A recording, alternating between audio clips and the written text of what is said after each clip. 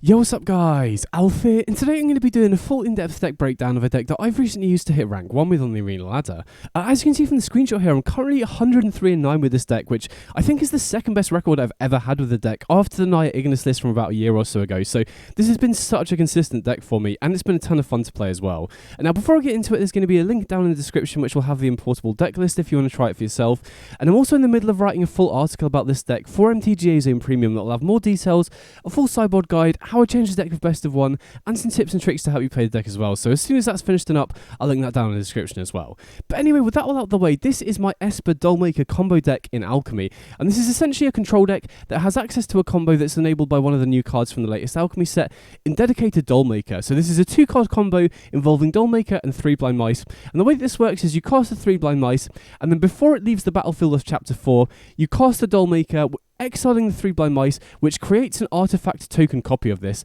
And the important thing is that the copy that you create is a token itself, which means that it re-enters the battlefield, makes another 1/1, and then off chapters 2 and 3, you can make copies of itself because it is a token. So you create a copy of 3 blind mice, which makes another saga, makes a 1/1 token, and then because it makes a copy on chapter 3 as well, this basically just scales exponentially, where you just keep making more and more token copies of 3 blind mice to the point where it just takes over the game. Now this is kind of a weird combo because unlike other combos in the format like Ratadrabic and Confectioner Took, it doesn't win you the game on the spot, and actually it takes a pretty long time to get going, so that is the big weakness of the deck, the weakness of this combo specifically. However, the big strength of it is that it's really difficult to interact with, so creature removal doesn't do anything against this combo, and if the opponent has artifact or enchantment removal, they only have a 1-turn window to stop this. They only have the turn that you make the first token copy. Once you start copying the 3 blind mice with its own ability, it becomes really difficult for the opponent to stop, because even if they do have single target removal, the token copy that you've already made can make copies of itself anyway, so the only way for the opponent to answer this once it gets going is Legions to Ashes, and if they don't have that, this is just going to take over the game. However, like I said, the big weakness of this combo is it does take a while to get going, which means that I think for this combo to be effective, you need to be running it alongside a lot of interaction to be able to just slow the opponent down so that the 3 blind mice Dollmaker combo can take over the game. And even outside of that, I also just think that running an interactive heavy deck is really good in the current metagame. So in Alchemy, the current metagame, I think, in my opinion, is just defined by a lot of snowboardy threats, stuff like Crucius and Rusco, Shieldred, Steelmine Overseer, cards like that are cards that just snowball the game if they're not dealt with immediately. So running an interactive heavy deck is not only a really good way to buy the 3 blind mice combo enough time to take over the game, but it's also just good as shutting down the opponent's snowbally threats. So even outside of those creatures, the other combo decks in the format right now, like Ratadrabic and Confectioner Took, are all creature-based combo decks, so having a lot of interaction is really good there as well. And even outside of creatures, most of the other snowbally threats are artifacts and enchantments, stuff like the One Ring, Palantir, Spawning Pod. And in this deck, we have 12 pieces of main deck creature removal and 8 pieces of main deck artifact and enchantment removal. So this is not only really good at helping us buy time for the blind mice combo to take over the game, but it's also just really good against the most commonly played threats in the format. Having a lot of interaction guarantees that we can stop stuff like Crucius or the One Ring before it starts taking over the game. So an interactive heavy deck, I just feel, pairs perfectly with this combo and is just generically good against what most of the other decks in the format are doing right now. So let's start off by having a look at those pieces of interaction. We've got Go for the Throat here, which I think is really important to have 2-mana instant speed removal spell so that you can kill the very impactful 3-drop creatures before they start triggering, stuff like Crucius and Jarsil and Steelmine Overseer. Being able to kill them even when you're going second is very important. Then Legions to Ashes is a card that I wasn't really thrilled to be running initially, but the more I've played with this card, the more I realised how important it is, because not only does it act as another piece of redundancy to be able to answer any creature in the format, but it also gives us good ways to answer those problematic artifacts and enchantments that I just mentioned, you know, stuff like the One Ring, stuff like Palantir, stuff like Spawning Pod. Having answers to those, particularly in a control deck like this that isn't running counter spells, is very important as well. And then the ability for this to take out tokens of the same name is very important, first of all, at taking out opposing blind mice combos. As I mentioned, you know, a lot of decks are running this right now because they're both cards that are in the same color, so it's very easy for you to just splash this in any deck you want.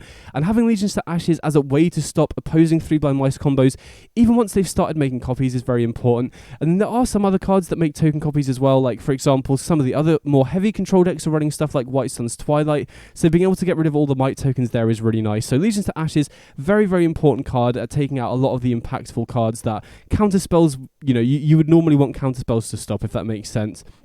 And then So Important, another new card from the latest Alchemy set, and this card is just the nuts. This card is so good. So 3 mana instant speed removal to exile the creature is already pretty good on rate, especially if you're interested in exiling a creature. You don't get better than this in Alchemy right now.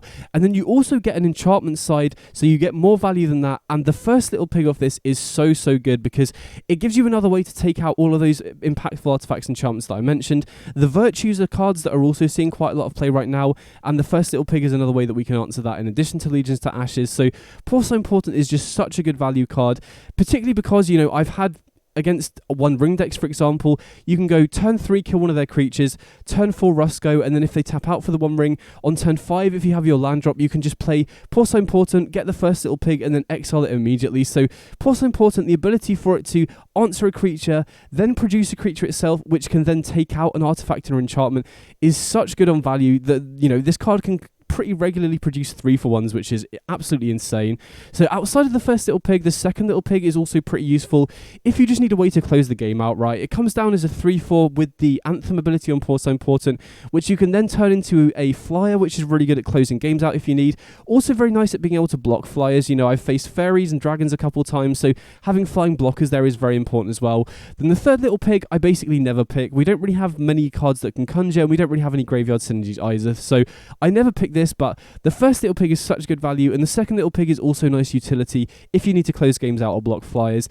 And then additionally, So Important is another card that we can, you know, exile with the Dollmaker to get even more value. So So Important is such a sick card in this deck. Now, obviously we are running a lot of interaction, and the big drawback of that typically is that running a lot of interaction can lead to spots where you run out of gas, right? If you just have removal spells and then you draw lands, you kind of run out of gas, or if the opponent doesn't have targets for your removal, you're not really doing much. So I felt like it was really important to have a lot of ways to refuel in the deck, which is the main reason that I'm splashing blue for Rusko and Sauron's Ransom, which I think are 2 massive power level outliers in the format. I think Rusko and Sauron's Ransom are 2 of the most powerful ways to refuel, and, you know, in a deck like this where we do have a lot of interaction, I feel like having cards like this are very important. So Rusko is just very hard for the opponent to cleanly interact with without counter spells or discard spells, because both of the bodies that it produces are basically must-answer threats, right? If the opponent doesn't answer the Midnight Clock, then we're basically guaranteed to get a completely new hand once it strikes 12. And because we're running so much interaction, it's very easy for us to buy time for the Midnight Clock to go off as well. And then if they don't answer the Rusko itself, it's just going to be draining the opponent a ton, and the incidental life gain off this is huge at stabilizing, and then draining the opponent also enables us to start closing the game out as well. So Rusko, really good, and is also another massive winner from Bowmasters, essentially being, you know, soft banned from the main deck after the nerf as well. So Rusko, one of the best cards in the format, and I think this is one of the best Rusko decks as well, particularly because it's another card that we can exile with the Dollmaker to get even more value, right? We can make a non-legendary copy of it, which means that we can potentially get multiple Ruskos in play to drain the opponent out even further. And then obviously when we exile it with the Dollmaker, we also get another Midnight Clock as well, which gives us more redundancy for that. Even if the opponent kills one of them, then we have the second one as a backup, which is really huge as well. So Rusko's so good here as well. And then similarly, Sauron's Ransom is just such a good way to refuel, you know.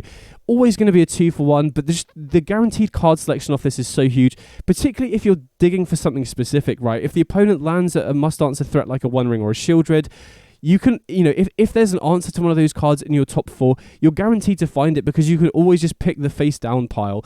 You know, another example of that is if you have one of the 2 combo pieces and you're looking for the other one, then no matter what the opponent picks, if that card is in the top 4, you can always just pick the face down pile to get it. So not only is Sauron's Ransom a 2-for-1 that also gives you value off the ring, tempts you if you can hit chapter 2, it's also just really good if you're digging for a specific card, which does happen a lot of times, especially if you're digging for a specific piece of interaction, which is sick. So Sauron's Ransom, such a sick card in this deck as well. And then the other deck building issue with this particular deck was trying to figure out a way to build a deck where both Dollmaker and 3 Blind Mice are good when you don't have the other piece, because in a deck like this where the combo doesn't have any redundancy, right, there's no replacement for Dollmaker and there's no replacement for 3 Blind Mice when you're going off, it's very important to have ways to make these cards good when you don't have the other piece. And so with Dollmaker, it was very important that I had a high density of cards that were also good to, you know, essentially blink with the Dollmaker. So that's one of the main reasons why I'm running Hopeless Nightmare at the 1-drop slot.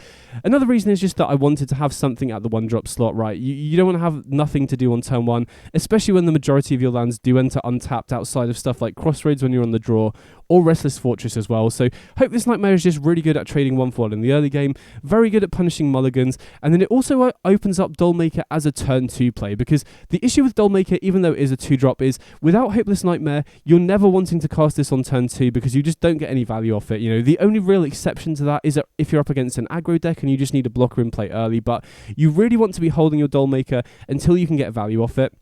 Which does mean that we don't actually have that many cards that we're happy to play on turn 2. So having Hopeless Nightmare on turn 1 enables us to go Nightmare on turn 1 into Dollmaker on turn 2, essentially blink the Hopeless Nightmare to make the opponent discard another card, which is a particularly punishing curve if the opponent has mulliganed.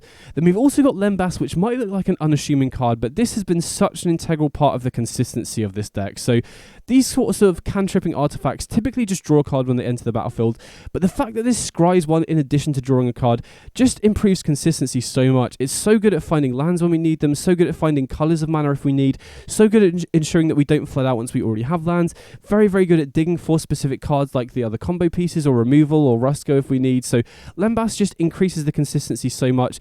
It's another card that we're very happy to blink with the Dollmaker as well, right? Go Lembas on turn 2, into Dollmaker on turn 3 to scry and draw a card again, which is very, very good at just helping us find the third land, which is super, super important in this deck.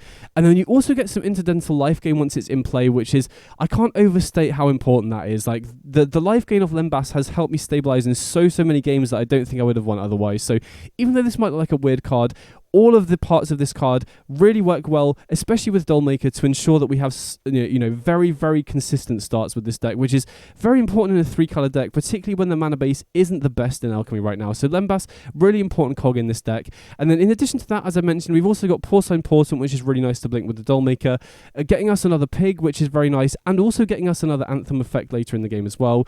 And then again, as I mentioned, blinking Rusko is also really nice to get Midnight Clocks as well. And the other nice thing about having such a high density of cards that are good to blink with the Dollmaker is it also helps to mitigate the weakness of 3 Blind Mice. So 3 Blind Mice is a self-fueling saga, so you might think that you don't really have to do as much to make this card good on its own.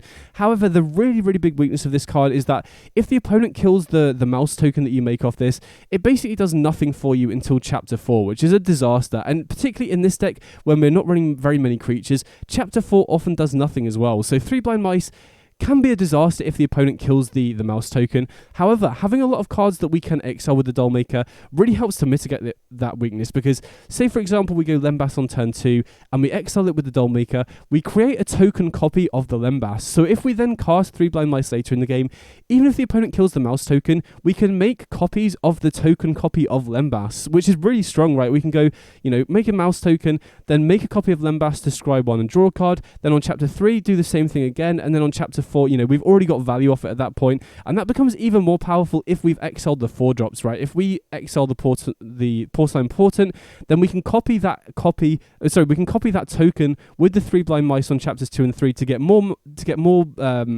boards in play, which are really nice as just another way to close the game out. Another really nice thing about Porcine Portent is it makes us less reliant on the combo because we have these boards to attack to close the game out. And then also making copies of it makes more Anthem effects, which makes the pigs even bigger. And then even more powerful than that, potentially, is making non-legendary copies of Rusko. So if we make a non-legendary copy of Rusko off the Dollmaker, we can then use 3 Blind Mice to copy that, get more Midnight Clocks, and then we start draining for like 2 or 3 every single time we cast a non-creature spell. So having extra cards to blink or exile with the Dollmaker really helps to mitigate the weakness of 3 Blind Mice. And then we also have Mirrex in the mana base as well. So even if the opponent does kill the mouse token, we can always set a stop during our upkeep, see what we draw, and then potentially make a token off the Mirrex to then copy with the 3 Blind Mice. So 3 Blind Mice is definitely the weakest card in the deck because of that big weakness, but having, potentially making token copies off the Dollmaker really helps to mitigate that weakness of 3 Blind Mice. Then outside of that, we've got the mana base here. Only got 25 lands, which has felt like a fine amount. We do need to hit our 4th land drop on curve to be able to cast stuff like Rusko or Porcine Portent, but because of the increased consistency we have off Lembas and Sauron's Ransom, that's not really an issue. Now, 3-color decks in Alchemy was something I was a little bit, wary about after rotation because the mana bases became a lot worse. But first of all, we got Captivating Crossroads from the latest Alchemy drop, which is such a big increase in consistency for these multicolored decks. Really, really nice addition, allowing us to have access to all 3 colours whenever we need, which is really nice. Obviously does enter tapped if you're on the play, but you can usually work around that, right? We only have 1/1 drop in the deck, so we can often just play this tapped on turn 1 if we are on the play, which isn't really a big issue. And specifically in Esper colours, we have access to 2 different fast lands, which is a really big deal as well, because especially in a control deck like this, the issue with the Alchemy mana base is you're often very reliant on the pain lands in order to hit your colour requirements. And in this deck, we only have 6 pain lands. If we were running another colour pair that doesn't have access to two different fast lands, the mana base would be a lot more painful, which would often just leads to you dealing yourself a bunch of damage off your lands, which then makes the other decks, you know, especially the aggro decks, a lot easier to kill you. And because we have such good mana in this compared to other colours, because we have the 2 fast lands, that also enables us to run 3 Mirrex, which I think is just the best utility land in the format, especially in control mirror matches. Being able to just create a bunch of tokens is really nice. If we have stuff like Saren's Ransom and removal to hold up, we can just cast Mirrex or use Mirrex if we don't have anything else to do with our mana, which is really nice. And then we also have access to a couple Restless Fortress, which is nice because it's just, you know, a white-black dual land when we don't have a white-black fast land that also doubles up as another utility land that can gain us a bit of life as well. So that's the main deck overall. As I mentioned, the deck has been performing incredibly consistently, a lot of which I think is down to the really good quality of interaction in this deck, the really good quality of, you know, ways to refuel and card selection that we get off Rusko, Ransom and Lembas, and then the quality of the Dollmaker 3 Blind Mice combo to just take over the game if we have a lot of interaction, particularly because it is so difficult for the opponent to interact with. So the deck's been performing incredibly consistently for me. And now before I move on to the sideboard, there are a couple of cards that I'm not running that I wanted to quickly address because I imagine I'll get a lot of questions about it otherwise. First of which is Juggernaut Peddler, which might seem like a card that would be perfect in this deck because it's one of the best white-black cards in the format, and it also pairs incredibly well with the Dollmaker. And my early builds of this deck did have, 4 Juggernaut Peddler in, but having played with the deck some more, having played with this card in this deck some more, I just don't think it fits particularly well. First of all, because I think Peddler is at its worst in a control deck, which is essentially what this deck is. But second, and most importantly, this deck just isn't very good at trading with Juggernaut very efficiently. So typically I think Peddler is at its best in decks that can afford to ignore the Juggernaut, which is stuff like fast aggro or fast combo decks. But I still think Peddler is good in mid-range decks if they have creatures that can block it efficiently. So if you have a 3-power creature that's already got you value, for example, or you have efficient removal that can trade up on mana against it, like Croaky's Mardu deck has Torch the Tower, for example, which is a really efficient way of dealing with the Juggernaut. In this deck, we don't have any of that. The only creatures that can block and trade with the Juggernaut are Rusko, which we really don't want to be blocking, and the Pigs off Porcelain Portent, which aren't the best to block Juggernaut with either, and don't typically come into play until later in the game. And then in terms of our interaction, our most efficient interaction in Go for the Throat can't kill it because it's an artifact creature, which is an issue in and of itself, right? A third of our removal can't answer it. Legions to Ashes is a really important removal spell that we really don't want to be using on Juggernaut if we can avoid it.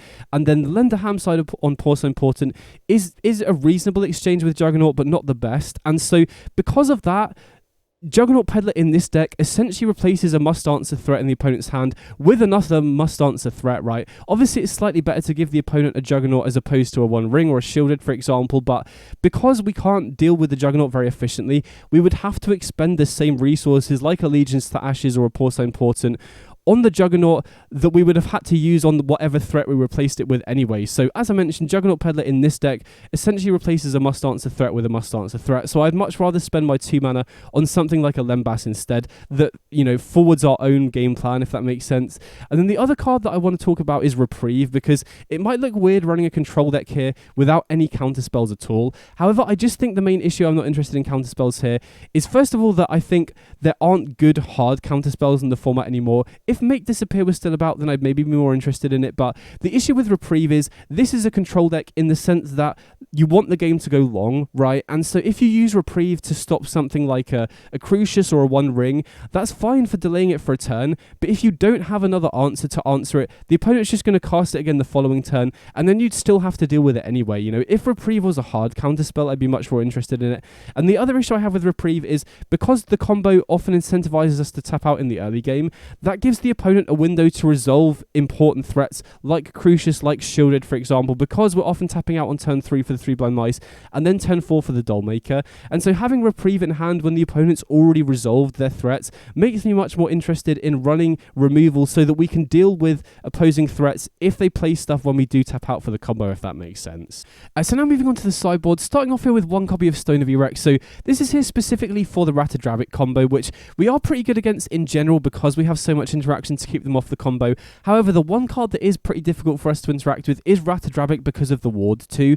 So I feel like Stone of Iraq as a one-of is really nice just to stop them comboing off in case we struggle to deal with the Ratadrabic, right? If we don't have Go for the Throat, then the earliest we can answer Ratadrabic with single target removal is turn 5 because we, Legions to Ashes and Porcelain Portent are both 3 mana, and then we need to play the ward too as well. So Stone is just really nice at cutting the opponent off the combo to ensure that we buy ourselves enough time to then kill their creatures.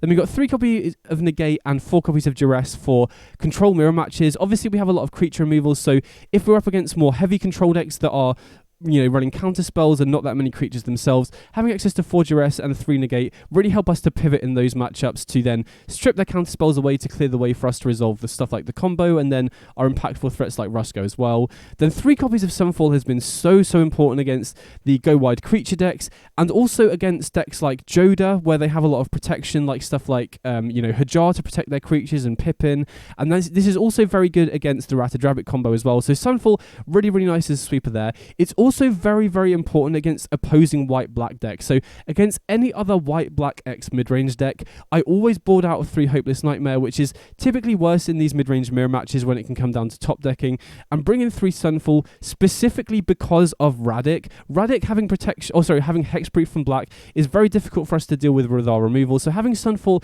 is just generically good as a way to reset the board if the opponent does get off to a fast start, but specifically gives us a good answer to Radic as well. Now we can just block Radic, right? It is very easy for us to get creatures in play, specifically if we can set up the combo or if we can get pigs in play off the Porcelain Portent, but having Sunfall as an answer to Radic specifically, and if the opponent can get off to a fast start themselves is really nice as well. So Sunfall, very important against the creature decks, but also very important against the white-black mid-range decks as well. And then finally we've got 4 copies of Cut Down here, which is really important against the aggressive decks. We do have a lot of interaction, but if the opponent is playing a very low to the ground aggro deck, having access to Cut Down to bring in addition to these Go for the Throats and Legions to Ashes, ensures that we can just pivot and not get outraced by those sorts of decks that can commit to the battlefield quicker than we can answer their threats. So typically Sunfall and Cut Down is really nice there. So the really nice thing about this deck is that I feel like the main deck is super consistent, and then the tools we have in the sideboard really allow us to pivot against whatever we're up against the combo decks, which are typically all creature based outside of the 3 Blind Mice mirror matches. We have Cut Down and Sunfall to be able to just deal with whatever they have, in addition to our very interactive heavy main deck. Against the other mid-range decks, we have the combo, which is very difficult for them to stop, and then we also have a ton of removal to stop their snowbally threats. We have Sunfall to sweep the board if we do start falling behind, and then against the control decks we have 4 Duress, 3 Negate, a combo that's very difficult to interact with, and then really good ways to refuel. Sauron's Ransom is very difficult for them to answer efficiently, so I just feel like this deck has really good tools to fight every single deck in the format right now, which I think is the main reason why I've been able to do so consistently with it. And so next up I've got some gameplay so you guys can see the deck in action. If you've got any questions about the deck at all, definitely let me know in the comments, and I hope you enjoy the gameplay. Big up!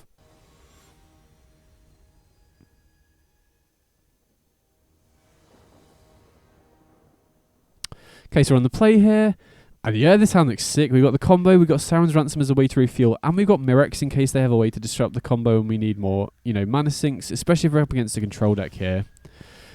Okay, so more lands isn't exactly what I want to see here, but I would rather draw these fast lands now while they're still entering untapped. Obviously not going to play the Dollmaker on turn 2 because we want to save it to cast after the 3 Blind Mice. So Esper looks like we're up against another control deck. Obviously they could have had reprieve there, but I still think we're just jamming the 3 Blind Mice anyway, right? We don't have to worry about Make Disappear anymore because that's rotated in, and very few decks that aren't running fairies are running the fairy counterspell either, just because it's so bad later in the game. So always just going to jam the 3 Blind Mice here and just, very close to getting off the combo. If we are against a control deck here, okay, which it looks like we are because I don't think that many mid-range decks will be running Candy Grapple.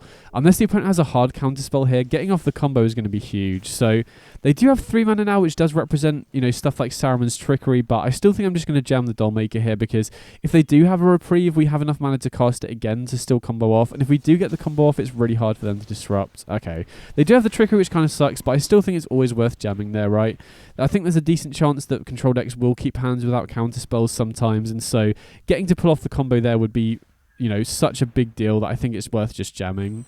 Wow, File is interesting. So that can obviously gives them access to extra mana and potentially allows them to draw more cards if they do go Hellbent, which obviously, they're pretty far away from doing at the moment, but something that I'm going to keep an eye on as the game goes on. So obviously the weakness of 3 Blind Mice here is pretty evident, right? They killed our first token, so now it's essentially doing nothing, but it's still traded 1 for 1, so not the worst. And having Sauron's Ransom as a way to refuel here is really big. We could have gone for the Ransom main phase to guarantee it resolves while they were tapped out, but I want to hold open removal here. Just in case the opponent casts a creature, and even if they do have a counter spell here, if they do counter the end phase Ransom, that's very risky for them to do because then their kind of shields down during our turn. So I think I like waiting, giving myself the option of using the Portent or the Ransom here. Obviously have the Mirrex as well as another option. So they've got a Roscoe of their own, which is interesting. So we could potentially go for the Throat and Sauron's Ransom, but I think it's really important that I have access to the enchantment side of the Portent here. So I'm just going to fire off the removal spell now while it can't be countered so that we still have access to the Portent side as an answer for the One Ring or potentially that Midnight Clock as well. Now obviously that's slightly mana inefficient because we could have gone Ransom plus go for the Throat, but I don't want to wait on using the Portent. I'd much rather get value off both sides of it. And if we wait and they counter the creature removal side, we then lose access to the enchantment side, which is kind of bad. So here I think I'm kind of interested in using the main phase Ransom, but I want to see what I draw off the Lembas first. So 3 Blind Mice is a decent pickup here, forces them to have another removal spell. I'm kind of tempted to run that out now because I'm pretty confident they don't have a 2-mana counter spell, or they probably would have used it already. And for that reason I think I'm just going to main phase the Ransom now. I think getting the 2 for 1 here is more important than the 3 Blind Mice resolving, and there was potentially an argument to bottoming the 3 Blind Mice, but I like having it here because it demands they have interaction for the token, and we also have the Mirrex available now, so even if they take out the mouse, we can potentially use the Mirrex during our upkeep to create a token to copy with the 3 Blind Mice, even if they do kill the mouse token. Wow, they give us 3 and 1. I'm taking the 3 here for sure. Especially because we just need a land, right? And we have a guaranteed land there. So they really don't want us having Roscoe, but I'm very, very happy to take the 3 cards there, especially because one of them was a land which we needed. So they do tap out for the One Ring, and doesn't look like they're activating it immediately. So I imagine they probably have a counter spell for the Portent here, which is a bit annoying. I think we just have to jam it though and hope they don't have it. If they do have it, then good beats, but oh wow, they don't. Okay, that's perfect. So we get to resolve the first little pig and just deal with the One Ring immediately. I'm not going to activate it now because that potentially gives them a draw. I'll go to the end step, and if they activate the One Ring, we can just use the first little pig in response, which basically just denies them a card here, right? If you do it early, they get a 2 for 1 out of the exchange, which is much better just to wait. And if they don't activate it, then they're just delaying their ability to, snowball the game with the burden counters. So very, very happy with that exchange. I was really sure they'd have a counterspell there. I guess they kind of need to represent a counterspell, or we just cleanly jam the Portent there, but okay, so they go for Union of the Third Path, which is a good sign they're going for that main phase. Either means they're missing land drops or they don't have much going on in their hand, both of which is good for us. Okay, so they ship it back here. So we have a lot of options. Okay, finding a land is really nice. I think I'm just going to jam the Roscoe here because unless they've drawn a counterspell in those last 2 draws, then I don't think they have one because they would have definitely countered the Portent if they had it to stop us killing the One Ring. And now I feel really good about our position. We can start attacking here. We have the Ransom to cast during the opponent's turn, which also gives us a Roscoe trigger. We can start taking up the Midnight Clock. Opponent still has their own Midnight Clock in play, which is definitely something that we need to hopefully answer before it hits 12. But, we have the Ransom to dig to answers. We have 7 answers for it still in the deck in, more Porcelain Portents and, I forgot the name of the sorcery, the white-black sorcery. I'll remember it if I see it. But yeah, definitely going to fire off the Ransom now, otherwise we lose access to the mana. So they do kill our own Midnight Clock, which their game plan here is basically just try and cut us off our Midnight Clock and try and resolve theirs, I guess. Wow, they give us Portent in the face-up pile. I'm definitely snapping that off. Oh, okay, we had Legions, that was it, Legions to Ashes. So we had that in the face-down pile, which is a cheaper answer to the One Ring, which kind of makes sense, but I'm definitely going to take the Portent here because that now gives us an answer to their Midnight Clock, and if they don't draw a counterspell soon, we can just kill it straight away. Wow, they main phase Urtice, so presumably they take out the Roscoe here. They don't want us, gaining a bunch of life. Wow, now we draw Dollmaker, so keeping that 3 Blind Mice from earlier has definitely paid off. Now we have the combo, but since they can potentially tick up their Midnight Clock and go off next turn, I think we're kind of priced into just firing off this Portent now. Because if we wait any longer, they can just, manually activate the Midnight Clock and get the fresh 7 cards before we get a chance to interact with it.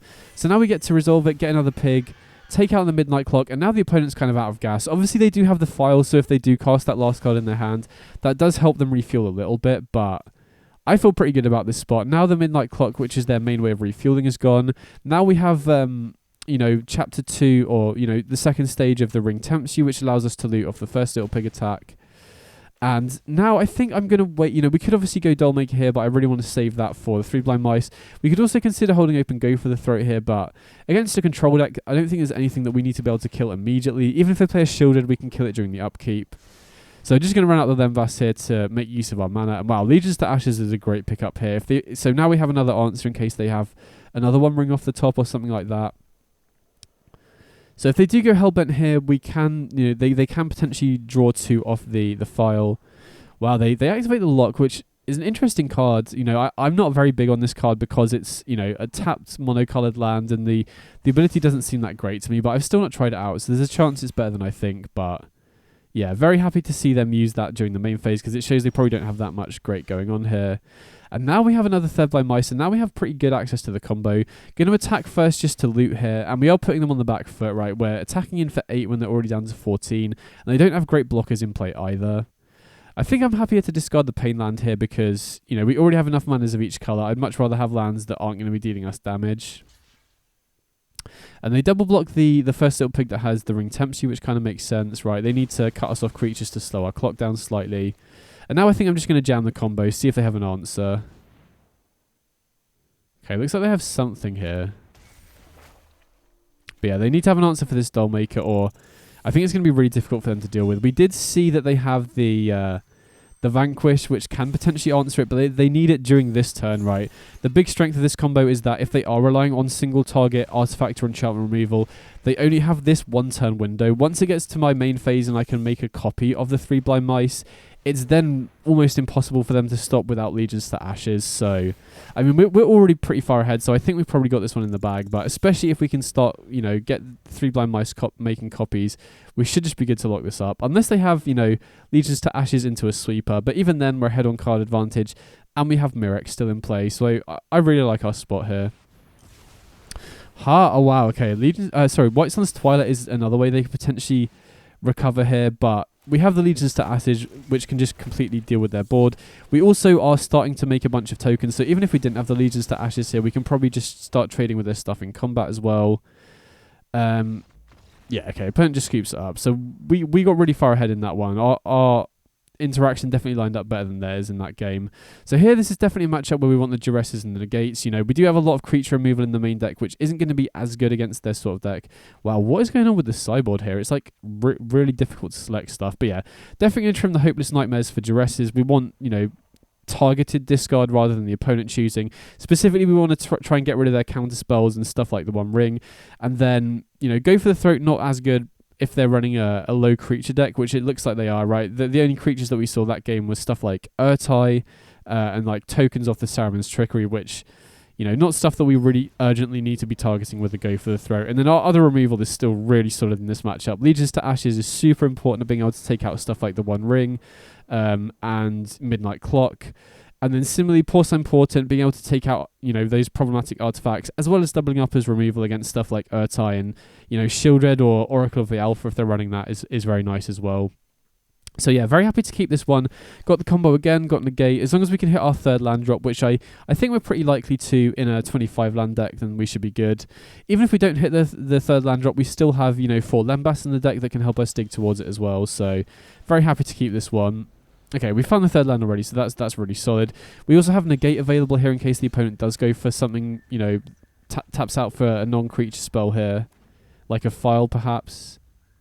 Okay, opponent just ships it back, so interesting whether I want to just jam the 3rd Blind Mice here. They are representing a counter spell, so I don't think I want to go Shields down here, particularly if we go 3 Blind Mice and they counter it, it's kind of a disaster if they then have the One Ring as well. So they go for Saren's Ransom here. I'm kind of tempted to negate this, but I feel like we don't really have a good way to deal with the One Ring. Okay, which they do hit off this pile, so this is a tough one because they've got 3 really good cards here. I definitely don't want to put the Shieldred and the One Ring in the same pile, so just trying to think of a way that we can hopefully get them to pick the face-up pile. This is a very, very good face-down pile, but, I don't feel we have much better of a split. Okay, they did pick the face up, the face down pile, which is obviously very good. But if they do tap out for the One Ring here, they haven't seen any counter spells from our side. I still think this is a good exchange for us, right? We kind of want them to tap out for the One Ring here because we have the negate, which they didn't see last game. Okay, sweet. So that's a really solid exchange for us. And now we get to resolve Rusko here, which is absolutely huge. You know, we could obviously go for the Blind Mice instead, but that's much less mana efficient. And getting Rusko in play also gets us ahead on mana. So this then enables us to go for the combo next turn, right? So if they tap out here, I guess if they tap out for Allegiance to Ashes, they're probably more likely to use that on the Midnight Clock, which would mean that we'd need a fifth untapped land to be able to go for the combo. But wow, they tap out for the One Ring. Okay, that's pretty huge as well. So, and we draw a land. Okay, so I was tempted to just go for the combo, but I think it's much better for us to be able to deal with the ring, right? Especially when they have Legions to Ashes as a clean answer for the combo. Since we drew the land, I think we just have to go for the Porcelain Portent here. Cut them off the One Ring. They're also missing land drops as well, so I think it's just... Oh, okay, I still sometimes forgetting about the protection from the ring. But yeah, getting rid of the ring is the priority here. If they didn't have Legions to Ashes, then I could definitely see an argument for going for the combo straight away. But since we know they have that, that's just a clean answer for the 3 Blind Mice combo. It's much better to get the Portent down. Now we have an extra creature in play, also triggers the Rusko, and we just get rid of the One Ring before they can activate it, which is huge. And as I said, they're missing land drops as well, so they'd obviously value the card draw of the ring to keep hitting lands. On the flip side, that does mean that they must have a hand just full of gas here, which is kind of scary, but if mana's a choke point, that is a way that we can just start pulling ahead. And they are probably incentivized to use that Legions to Ashes on the Midnight Clock as well, potentially, which then enables us to go for the combo. Okay, so they just kill the Rusko here, which kind of makes sense, because that is applying pressure to their life total. Again, I don't really want to jam the combo while I know they have Legions to Ashes. I think I would rather them use the Legions to Ashes on the Midnight Clock to then allow us to resolve the combo. But I guess either way it's good, right? If we, you know, use 3 Blind Mice Dollmaker, then they're kind of they kind of have to use Legions to Ashes on the combo, which then clears the way for us to hopefully hit this Midnight Clock going up to 12. So I want to go for the Lambast first because I'm planning to Sauron's Ransom during the end of the opponent's turn here. So I want to make use of the mana. I want to try and dig towards that land drop for the turn if I can. And now I'm just going to go for Ransom during the end phase. And again, I just want to try and bait them out of using Legions to Ashes here if possible so that we can then resolve the combo while their shield's down. But we'll see what they do. They probably have a lot of options if they, you know, we know they have a handful of gas because they were missing lands. So I'm going to fire off the Ransom here, see if they want to counter this. I think it's pretty tough for them to counter because they only have access to 3 mana, right? Unless they have Reprieve, that'll leave them pretty shields down for the turn. So getting off Ransom here, obviously very big. And again, I feel pretty good about this spot, right? We have Midnight Clock at 6 already, which we can obviously manually activate if we want to. And we have the combo in hand already. So this is an interesting pile.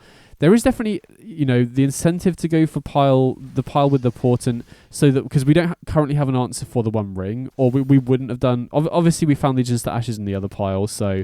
But I just think in the current situation, Portent's probably not doing much immediately, and so you know I wanted to see the other pile. I don't think it really makes too much of a difference, and I could have definitely seen an argument for going for the Portent here, but you know either way, I think it's pretty good for us. So here, I'm going to go for the Lambast again. I think I'm just going to still hold on to the combo here. Although we could go for it here and then put the opponent in a tough spot. Oh, wow. Okay, we found a Duress. Perfect. So now we can get rid of the Legions to Ashes, see what else they got going on. You know, clear the way for the combo potentially. And again, if Legions to Ashes is their only real answer for... Oh, wow, they have Vesuvian Mist. Interesting. So... that does give them a Portent, which gives them an answer for the Midnight Clock regardless of what we take here. But it also gives us access to Portent again to reuse. So I get the play from the opponent. They're probably forced to do that, but that's actually not too bad for us. So not sure whether to take Portent or Legions to Ashes here. I think I'm going to take Legions to Ashes. And I think I'm just going to run out the Portent again here because the main reason I took the Legions to Ashes over the Portent there is because it's a big mana investment for the opponent. First of all, they need to hit the 6th land to be able to go Portent activate in the same turn. If they don't, we can get the Midnight Clock up to 12. Yeah, opponent just scoops up because they probably don't have a good way to stop the Midnight Clock, and we still had the combo in hand as well, so felt really good about that one. Controls definitely felt like a decent matchup.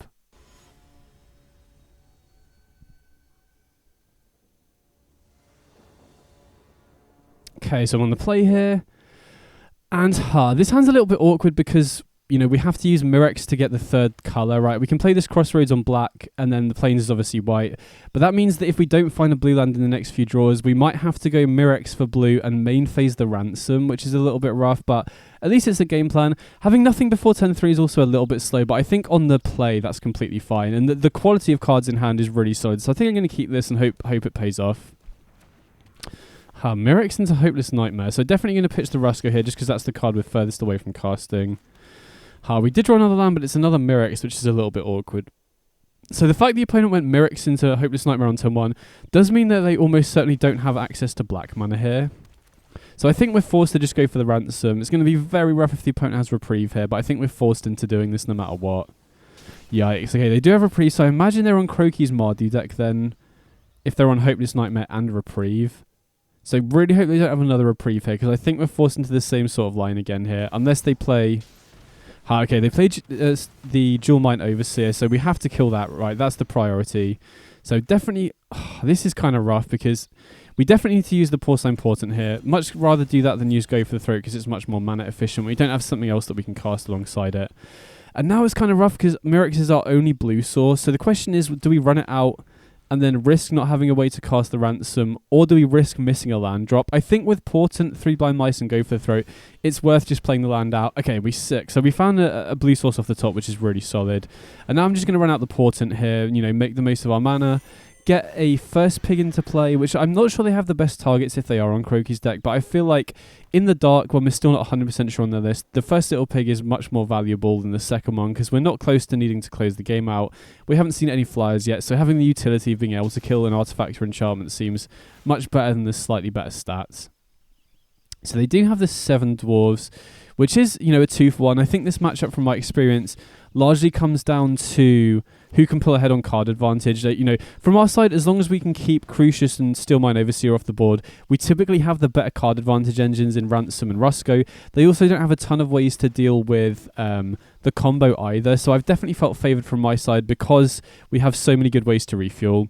I'm going to main phase the Ransom here just because I don't want it to get hit by another Reprieve. And it would also, you know, there's potentially other stuff that we'd want to know about this turn as well. Okay, interesting. I think I'm going to take the face-up pile here because, as I said, I think a lot of this matchup comes down to who can pull ahead on card advantage, and Ransom is really good at doing that. Plus, I'm definitely interested in finding the second blue land here. And the third black land is useful when we have 3 black cards in hand as well. So yeah, feeling pretty good about this spot. Tyr Sauron's Ransom is very, very good as a way to refuel. Opponent hasn't cast anything too problematic so far outside of the Overseer that we can, you know, we managed to deal with straight away. So feeling pretty good. I didn't attack with the first little pig there because we are definitely the control deck in this matchup for sure, you know. So I don't want to take unnecessary damage if we can avoid it, particularly when they have Hopeless Nightmare is a good way to deal extra chip damage. So here I'm just going to pitch the first Blind Mice, which is definitely a very weak card when we don't have either the Dollmaker or a token copy of something that we've exiled earlier.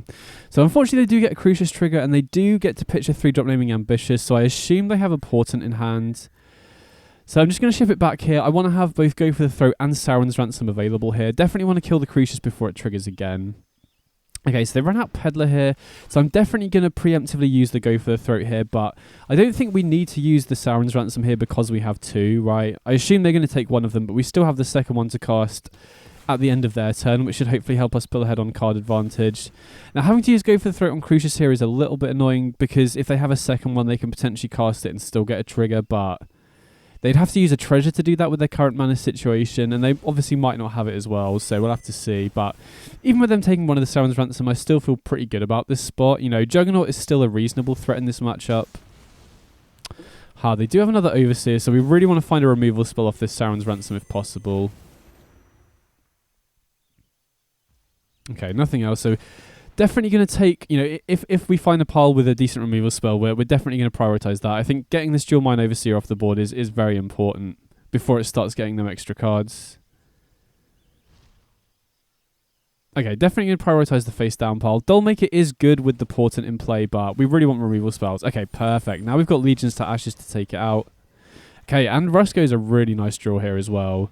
So we can run out the Rusko, and we have enough mana to do that. Plus the Legions to Ashes on the Steelmine Overseer to deny them the card advantage. And now they're down to 14, so I feel like we can start attacking here. We also have the the extra ability off the Ring Tempts You from Sauron's Ransom as well. I think I'm going to discard the Lembas over the Juggernaut here because we are applying a lot of pressure, right? So Juggernaut is probably a more valuable card to have at this point in the game than Lembas. And I'm going to take out the 7 Dwarves here just because they've triggered Overseer twice at this point, right? So I think they're pretty likely to find more 7 Dwarves off the top. And I would rather take out, even though Peddler has Vigilance, I'd rather take out the Dwarves so they don't buff each other if they do draw more. So I'm going to run out the Hopeless Nightmare here, see what else they got in hand. Kind of surprised they just attack with the Manland here. That must mean that they just have a bunch of... Oh, wow, they had a 7 Dwarves in hand. I'm kind of surprised they didn't cast that last turn. Either way, I'm definitely going to attack here. We are winning the race at the moment, and because of that I'm also going to run out the Juggernaut. That also means that we have mana available for Sauron's Ransom as well, which is again going to tick up the Midnight Clock. One thing I definitely need to be wary of though is Shieldred. The one way that we could lose this game is if they manage to get Shieldred in play just before the clock goes off. Oh wow, speak of the devil. But thankfully we have an answer and we're not that close to resolving the Midnight Clock yet, so having this Legions to Ashes is already a decent answer. We obviously could find another one off the Ransom as well here, so feeling pretty good about this spot. And I don't think they run too many Shieldreds. Okay, definitely going to take the non-land pile here. Oh, perfect. We found another removal spell. Yeah, opponent just scoops up. So in this matchup with sideboarding, I really like bringing in Sunfall. First of all, as an answer to Radic, because obviously all of our black single target removal can't target Radic, so having Sunfall as a way to deal with that is nice. And one other way that they can get ahead of us is Steelmind Overseer. Obviously, we want to prioritize taking that out before it starts getting them extra cards, but because they put the 7 Dwarves in their deck, one way that they can get ahead on board and card advantage is just by drawing a bunch of the 7 Dwarves and cantripping them into play. So it is possible for them, and obviously those 7 Dwarves, we're never really happy to use single target removal on them either because it's a 2-for-1. So Sunfall, not only good at taking out Radic, which is hard for us to deal with otherwise, but also just good at resetting the board if the opponent does get off to a fast start with 7 Dwarves or just a creature heavy start in general. And also, I think Hopeless Nightmare becomes worse post-sideboard, or it's generally worse in these mid-range mirror matchups because, the game often comes down to top decks. And so, you don't want to be drawing Hopeless Nightmares later. So I think this is close. Oh, yikes. Immediately punished. I was going to say, I think it's close between discarding a land and a Dollmaker here. I kind of, in these sorts of matchups where the opponent is likely to be using early discard against you, I like keeping lands so that I have enough mana to cast whatever I find off the top. Oh, wow. Immediately punished for discarding a basic instead of a fast land there. But, I think it is very important to have the mana to cast what you draw off the top in these discard-heavy matchups, if that makes sense. Wow, so opponent's drawn a ton of these Hopeless Nightmares, which is, getting our life total pretty low. And we are drawing a lot of fast lands as well, which is a little bit awkward. But Sauron's Ransom is the perfect card to recover from these sorts of openings. Wow, they main phase the Hopeless Nightmare. I'm kind of surprised about that. I would have thought that they would probably want to wait until my end step so they have more information about what they're trying to scry towards. That also must mean that they don't have much going on, so maybe they've just got a lot of interaction in their hand, potentially, if I had to guess. Either way, we get to get off Sauron's Ransom here, which should be a really good way to hopefully recover a little bit from the early discard here. But want to avoid lands at all costs. We already have 5 lands, which is more than enough for this point in the game. And to be honest, these Hopeless Nightmares have actually helped me out with discarding lands. I think if they had, gas instead of lands... Oh, wow, you're kidding me. Okay, we're flooding out pretty badly here, which is kind of rough. Okay, drawing a second Legions to Ashes and being down at 10 because of all these Hopeless Nightmares. I think we're kind of forced to use Legions to Ashes on the Dollmaker, which is not a great exchange for us, but I still think we've got to do it. Wow, opponent has something for 1 mana here. Oh, wow, they torched the tower there on Dollmaker. Okay, so that's a good sign. They must have a bunch of removal in hand. That does get them to scry 3, but that loses the, potential scry off the Hopeless Nightmare later in the game. So, yeah, if I had to guess, I think the opponent must have just had a bunch of removal in hand, and we obviously haven't cast any creatures so far. Okay, Shieldred's pretty scary, especially because it puts us down to 8. Thankfully, we have the Legions to Ashes as an answer here, but again, we're flooding out pretty badly here, which is... obviously not great. Just got to hope the opponent doesn't find anything too impactful here. We haven't seen a Crucius or a Steelmind Overseer yet. Okay, they just ran out of Portent here. So, if they go for first, it'll pig. Okay, they go for second. So, I was going to say that would shut off some top decks. Using Sunfall here is a little bit rough, but the fact that they can turn that pig into a 5/5 flyer, or potentially, you know, fire up the creature land as well, I think we're kind of forced to kill it straight away because we're at such a low life total from those early Hopeless Nightmares.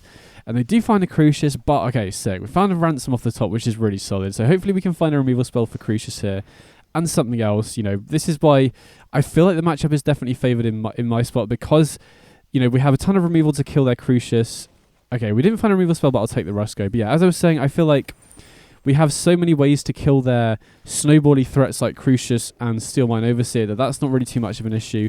And then we have so many good ways to refuel in Ransom and Rusco that when the game does come down to top decks, we typically have better ways to get ahead on card advantage, I think.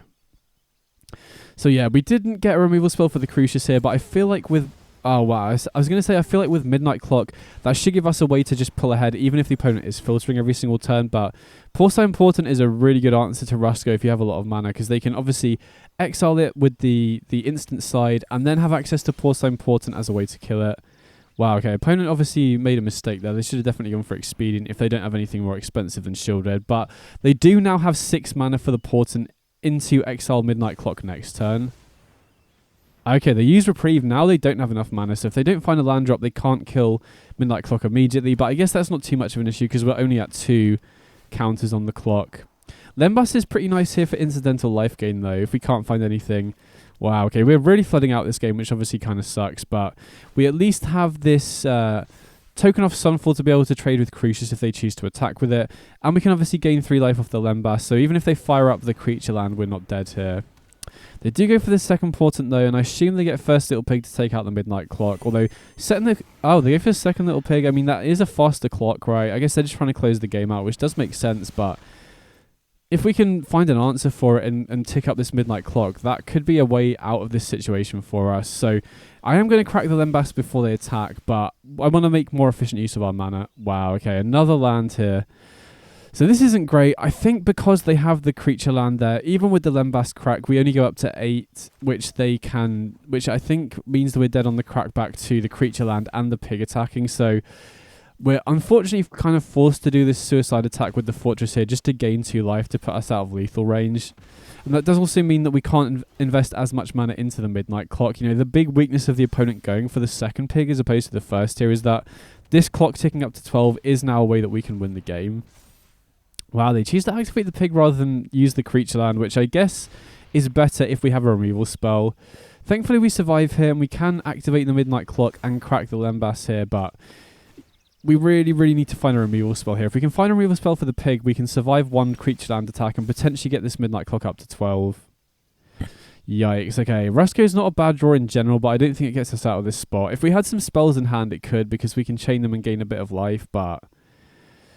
I don't think we have any way out of this, right? We could potentially find a go for the throat off the Midnight Clock hitting 12, but I think even if we, you know, the clock goes up to 9 going into the opponent's turn, even if we pump all of our mana into the Midnight Clock, we'd only have 1 mana spare, so I think we're pretty much dead here, but I'll ship it back, see what the opponent does, just in case they make a mistake or something. But yeah, I mean, let me just check my maths. Yeah, they're firing up the creature land, so I think we're probably just dead here. If we had a removal spell, we could survive at 1, potentially take up the Midnight Clock to 12 and then stabilize, but I think we're 1 mana short of killing the pig if we crack the Midnight Clock up to 12. I'll activate it just to make sure my maths isn't wrong though.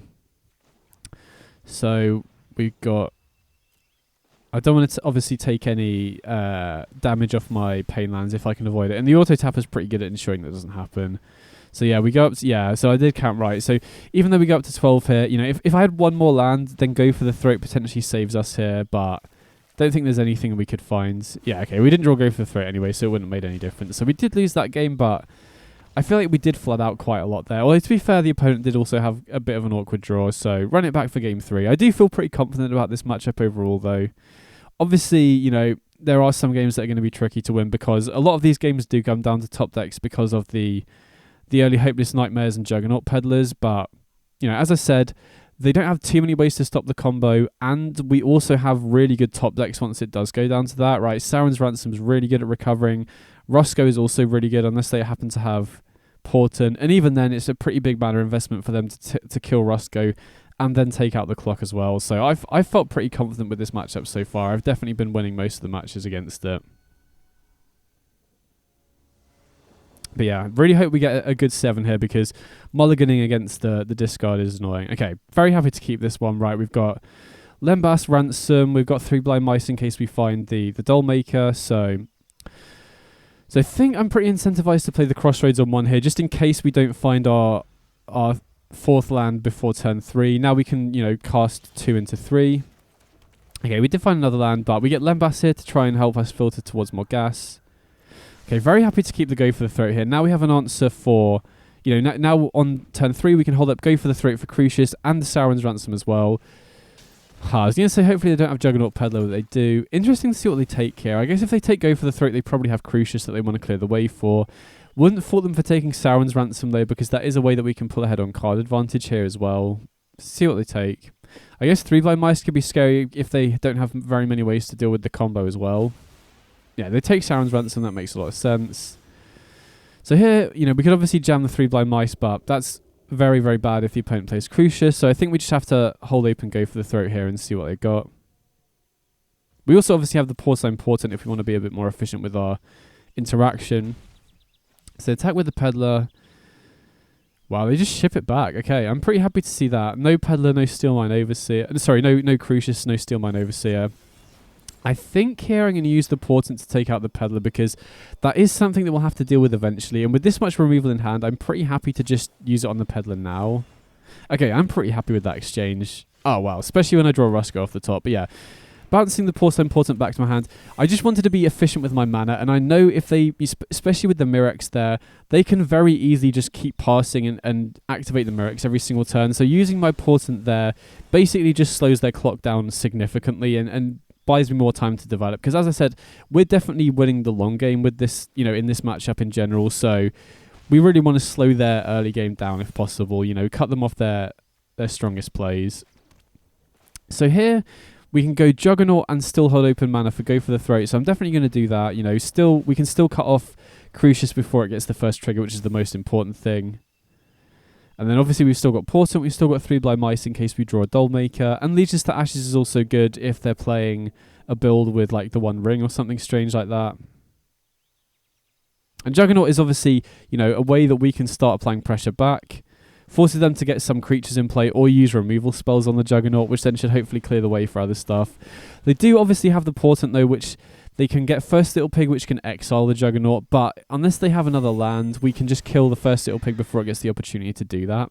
Definitely going to do that straight away, because First Little Pig can not only take out the Juggernaut, but it can also take out the Midnight Clock, which is another advantage that we've got on this board state as well. So going to attack with the Juggernaut first, right? We're forced to, but it also, does apply pressure on the opponent, forces them to not sit back, essentially. Definitely going to main phase this Lembas to see what we hit first. Wow, okay, another Portent, that's really solid. So now we have a bunch of removal. Portent is naturally a 2-for-1, sometimes a 3-for-1 if we can get an extra, if we can tag one of their artifacts or enchantments with it as well. So feeling pretty good about this spot, not flooding out this game, which makes a very big difference, obviously. And now the opponent's in a tough spot where they have to expend resources to deal with the Juggernaut, or we're just going to win the race, which they do. They use Legions to Ashes, which is really good to see when we have, 3 Blind Mice in hand to help us clear the way for the combo a bit better. They do have the Dollmaker to either blink the Juggernaut Peddler or the Portent. Yeah, it makes a lot more sense to go after the Portent because they know that we have Portent, so we could just kill the Juggernaut Peddler in response. They do get a second Little Pig, which I definitely think I'll target with the Portent, because that is a way that they can just race here otherwise. And this is tricky because we don't have enough mana to go for Portent and still hold open the removal spell on the other Portents in hand. So I think what I'm going to do here is just go for the 3 Blind Mice, and then we still have the 3 mana available for Portent. The main thing I want to hold open mana for here is just for Crucius. I really want to cut them off getting the first trigger on Crucius if possible, and then that's a really good exchange. But obviously if they play something like a Shielded or a Steelmine Overseer, having mana available to cut that off is very nice. They do Legions to Ashes the Midnight Clock, which does cut us off that avenue for card advantage, but I still feel like we're ahead here, right? Portent is naturally a 2-for-1, so okay, they reprieve the Portent, which again I think I'm pretty happy with. Definitely not going to block here, because if they don't have a removal spell, we can actually get the generic value off the 3 Blind Mice here, Wow, okay, Dollmaker off the top is perfect. You know, I was a little bit worried that we're missing land drops and they've cut us off the Midnight Clock as a mana source now, but Dollmaker should be really sick here, obviously, because I don't think they have that many Legions to Ashes, and they would need another Portent here. You know, they can't blink the Portent because it's already a token copy, so they would need another Portent in hand this turn to stop the combo from going off. And as I said, I don't think they have too many Legions to Ashes, so I feel pretty good about this spot. They also don't really have good attacks anymore, and we have 3 removal spells available here as well. Okay, they do have Crucius, but we can obviously kill that before it gets the first trigger here, which is pretty huge. And again, like I said, I don't think they really have great attacks here either. Okay, they choose not to attack, which makes sense. Then we take out the Crucius before it gets to the end step to cut them off the trigger. Obviously, if they have a second one, then they could still cast it here, but I feel like if they had 2, they would have cast another one before anyway. Oh, okay. I was wrong. They did have the second one, which is a little bit annoying. Wow, they play the land out. That has to be a mistake, right? I mean, either way, I don't think it would have made too much of a difference, right? Unless they find exactly Legions to Ashes very soon. I think this is going to be over. Even if they had used that first Crucius trigger, we have the Legions to Ashes to take theirs out. So I really don't think that's likely to make a difference in the long haul. Now the 3 blind mice should just completely take over the game. And we have the Portent here as an answer. Okay, maybe this Portent did end up being pretty important. No pun intended, but you know, we still have the 2 Lembasses here to gain life. I feel like the Portents would probably take over the game before Shieldred can kill us off its triggers anyway, so now we can just kill the Shieldred, start making a bunch of, you know, tokens for the 3 blind mice. So yeah, I'd be very surprised if we lost this one now. You know, these 3 blind mice are just going to completely take over the game. We still have all these Portents in exile as well to get more creatures in play, and we still have the Lembass as well. So even if they do find another Shieldred, we have, you know, 6 life available whenever we need it. Which is why, you know, had that last Portent been a land instead and the opponent had kept a Shieldred in play, the life gain off that Lembass probably would have potentially stabilized us, bought us enough time for the 3 blind mice to take over the game. So opponent finds another Dollmaker off the top. Very happy to see that. Basically does nothing here. They choose to blink the Juggernaut Peddler. They should have blinked the other Dollmaker to turn all of their Dollmakers and other creatures into tokens so that they can then protect their board for 1 turn. Because Dollmaker can obviously activate to give your tokens indestructible. So if you make all of your Dollmakers and the Juggernauts tokens, you can then freely block for a turn. So opponent just figures that they probably not winning the long game, so have to just get in for extra damage here in case they draw a Shieldred, I guess. But we can just double block here without losing anything. And we obviously have these Lembasses to gain us life here to just ensure we don't get burnt out by anything. You know, in case they were running something weird that we're not aware of. But yeah, these 3 blind mice are just going to completely take over the game now. Yeah, opponent just keeps it up. So yeah, we got there. Nice.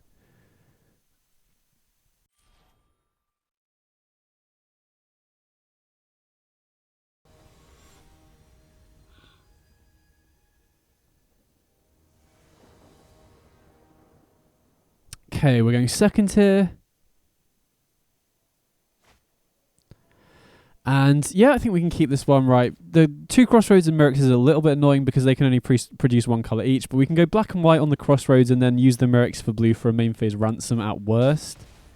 Okay, against a discard spell, very happy that we kept 7 here. So, interesting to see what they take. Wow, they take the 3 blind mice. Oh, okay, I was going to say 3 blind mice is probably the weakest card in our hand. Now that we've top decked the Dollmaker, that obviously changes things, but still not too unhappy about that, to be honest.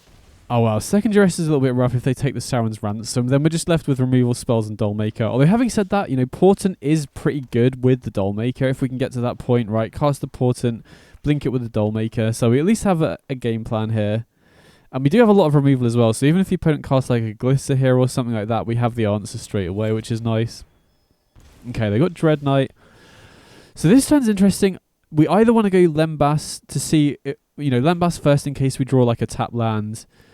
But instead, I think I'm just going to pass with Portent and go for the throat up. Because if they cast the Dread Knight, I want to be able to answer that immediately. I also don't know if they're on a 3rd colour, right? They could have potentially... Oh, wow. Okay, that's like worst case scenario. I mean, it's still not too bad because we got Clockmaker. We can just block the Radic eventually. But yeah, my logic with holding up the Portent is the opponent hasn't revealed too much of their deck yet. They could have gone red land into Crucius, which we want to be able to answer. Worst case scenario, They could have just potentially cast the Dread Knight, which we'd want to be able to exile with the Portent so they don't get a ton of value off it. Radic is a bit annoying. We don't have a main deck way to kill it, but we can just, you know, with a removal spell, we can just block it at some point. So even though it is a little bit annoying, I'm not too concerned about it yet anyway. We'll have to see how we draw though. Oh, perfect. Okay. So that's obviously a very good draw. If we can find a white land here, I mean, it doesn't really matter. We can play the 3 Blind Mice this turn and then go Dollmaker next turn. I was going to say, one of the best ways that we can beat... Oh, wow, they're main decking Bowmasters still. I mean, we have the go for the throat. This does mean that we really need to find a white land here, though. But yeah, I was going to say, one of the main reasons... Okay, perfect. One of the main reasons why I'm not too worried about Radic is because it just doesn't beat the combo, right? The only way that they can beat the combo with Radic is if they find exactly the 5-mana Cavalier the turn that we combo off. Oh, wow, they have the Peddler. Okay, that's rough. So now they're going to cut us off the combo. I was going to say the combo is just a way that we can just chump block the Radic every single turn to the point where we just take over the game and we can just trade with the Radic in combat. Now they get rid of the 3 Blind Mice. We're in obviously a much rougher spot, although they have given us a Juggernaut, so that does, unless they expend a removal spell on the Juggernaut, that means that it will stop them attacking with the Radic for a single turn at least. Okay, so they got the Black Lance Paragon just to gain a bit of life.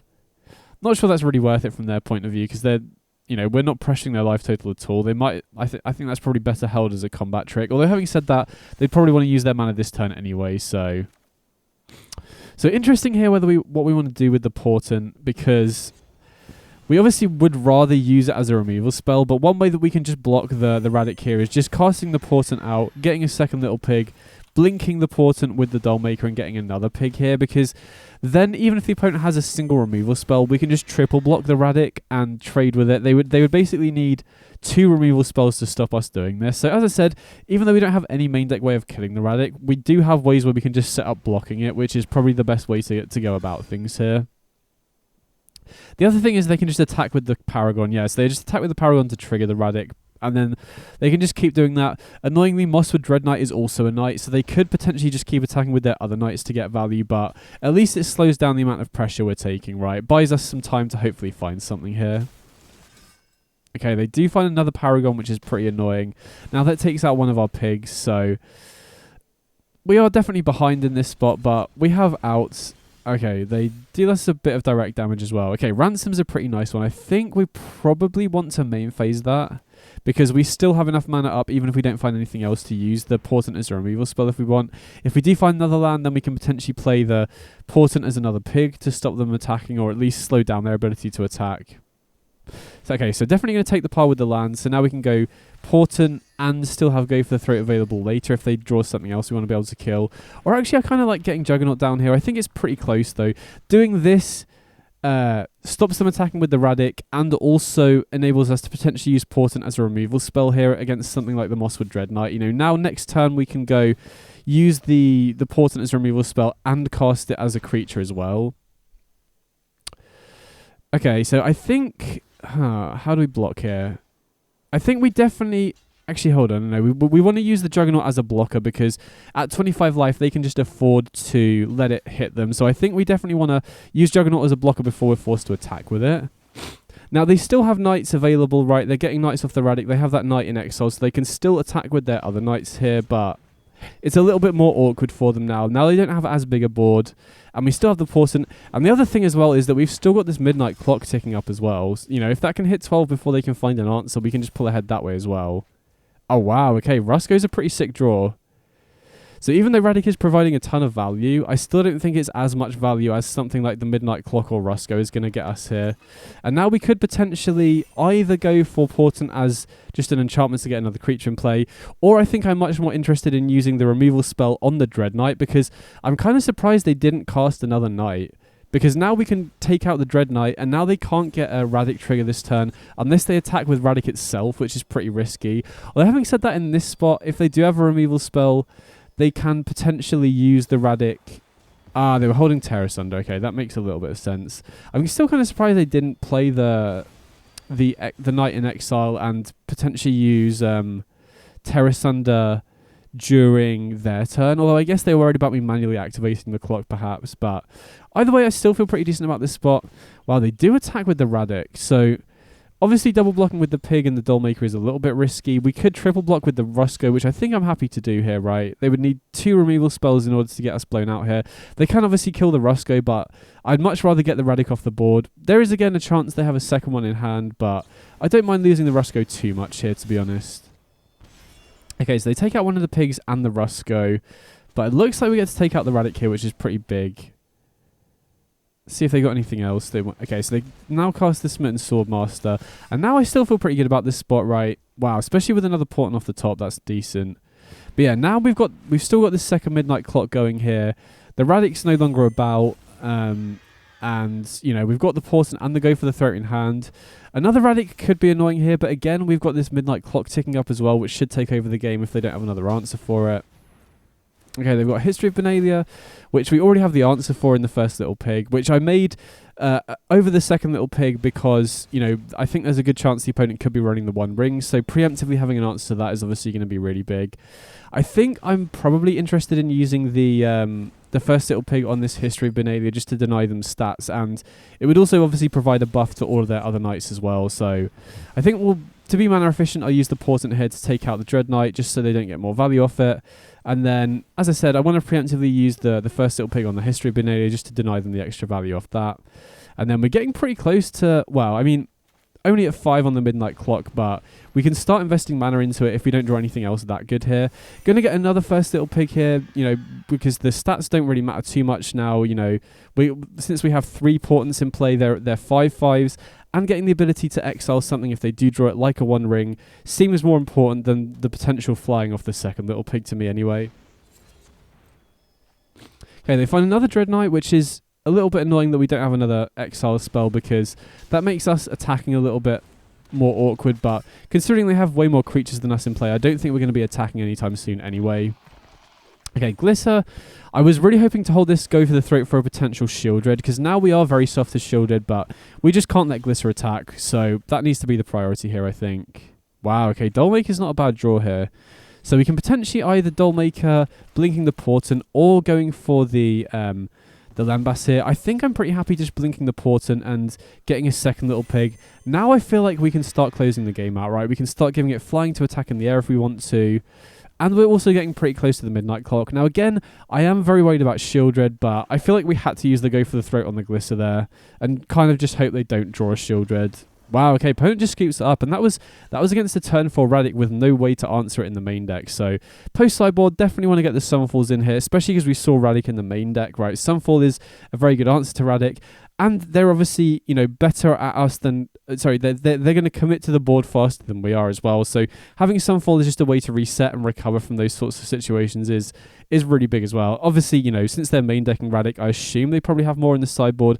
Unless, actually, to be fair, they're running a lot of knights in the main deck, so they might just be running 4 Radic in the main deck anyway, which is an interesting meta call. There are a lot of black interactive decks around right now, especially with Portent, you know, being one of the best new cards added to the format. So I could see a Knights deck with Radic in the main deck being good, but, you know, as you saw from the last game, we don't even necessarily need Sunfall to beat Radic because, you know, Portent just gives us such effective blockers, and we have a ton of removal to keep their other threats in check as well. So feeling pretty good about these sorts of matchups for sure. So obviously on the draw here, see what our opening hand is. Against the Juggernaut Peddler deck, I don't remember if we saw Hopeless Nightmare, but oh no, we did see this is the Duress player, right? So I think we want to keep any reasonable 7. This hand is quite slow, but against a discard deck, you want to keep any reasonable 7, and this is a pretty reasonable 7, right? 3 Blind Mice isn't the best card, but enables Dollmaker as a really good top deck. We also have double Rusco, which is really good at recovering as well, so... Okay, so they do take the 3 Blind Mice. Now we have no plays before turn 4, but obviously we have a lot of good draws here, so...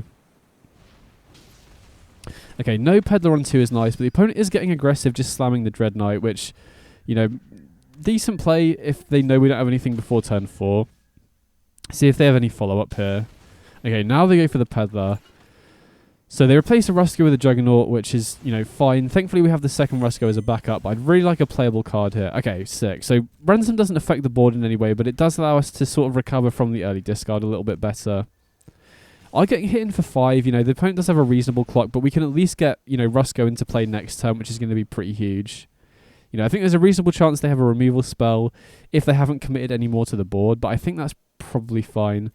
Okay, so we're going to take the face down. Oh, yikes. Okay, that was definitely a risk. I was going to say a removal spell would be useful here, but going for the throat isn't something that's particularly good against either Dread Knight or Peddler, so I took the risk on the face down pile. Hitting lands there is kind of rough, because now if they do have a removal spell for Rusko, Juggernaut can potentially buy us a single turn away from them attacking, but then we're forced to attack with the Juggernaut, so a little bit of a rough spot. They do... Okay, it doesn't look like they have a removal spell for Rusko, though, which is pretty huge here, so definitely not going to block the Dread Knight here. I wonder what the opponent has in hand. Oh, wow, okay, Sunfall's interesting. So that's a nice, you know, backup card. Okay, so they do have reprieve for the Juggernaut, but that's not too bad, I don't think. And having Sunfall here is going to be pretty huge, especially if they do draw more creatures off the reprieve or off their draw step. If they commit more to the board here, Sunfall is going to be a really solid follow-up play here. Okay, so Arwen, now they attack with both, so since we're almost certainly going to be using Sunfall next turn, I think we just want to trade with the Peddler. I don't want the Dread Knight to die because that gives them a way to refuel, right? They can use the Dread Knight to draw next turn.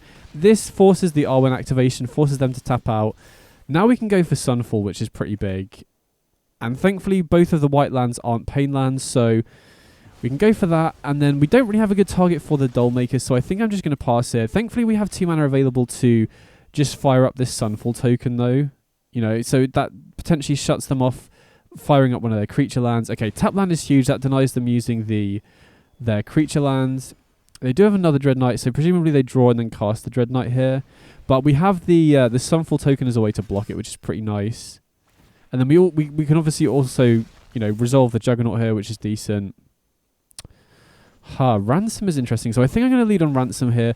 This is a tad risky because if they have an answer for the Juggernaut, then they can potentially, you know, attack and force through a bit of damage. We do have both. Okay, going to take the face down pile. Okay, Portent's pretty nice here. So, you know, we are going to have 2 creatures in play here. So even if they have a removal spell, we can still cleanly block the Dread Knight. So I don't think that was too risky of a line, to be honest. And now it's just whether I want to use the Portent here on the Dread Knight or just cast the Juggernaut. And the advantage of going for the Portent is it exiles the Dread Knight for a start, which is good because it shuts them off. You know, it shuts them off. Potentially getting value off it. I'm actually going to play a little bit more conservative because I was just thinking if they have a removal spell and then fire up the creature land, we can be in trouble here. The advantage of using the Dollmaker here is that even if the Dread Knight dies, they don't get the exile ability. And I wanted to get more creatures in play because I'm worried about my life total here, right? I'm not that high. The other advantage here is that, you know, the other reason for potentially holding the Dollmaker here was that we could use it to blink the Portent, but I feel like that's just too risky at this point, right? I feel like if we wait and then, you know, they just fire up the creature land, we're kind of in trouble as well. Although, maybe it was better for me to just play the tap land, hold up the Portent, kill one of their creature lands if they do fire it up, and then try and blink the Portent with the Dollmaker. Okay, they are running the One Ring. So yeah, I think that was pretty close. That was maybe a mistake to run out the Dollmaker, but I was just concerned about my life total, right? If they had, you know, a removal spell and started attacking, I'm not very happy recovering from 6, particularly when they have 2 Restless Fortress that can deal a lot of damage. So either way, them tapping out for the One Ring is obviously great for us there because we have the Portent to exile it immediately. But yeah, I'll watch this game back and see what I thought about that line. But I think it was probably better to play a little bit more conservatively, get the Dollmaker down as a blocker, and just ensure that we don't take any unnecessary damage because of the 2 fortresses in play. Okay, opponent just scoops up, so we got there. So yeah, I'll definitely watch that one back, but that matchup felt pretty good overall.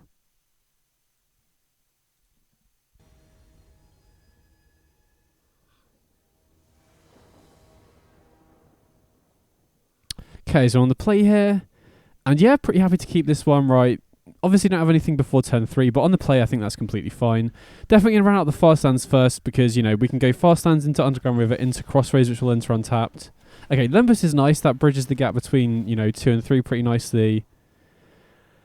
And I think I'm going to keep Legions to Ashes just because we don't really know what we're up against, and I think there's a decent chance that, you know, they could be running stuff that we want to be able to kill, like the One Ring, for example.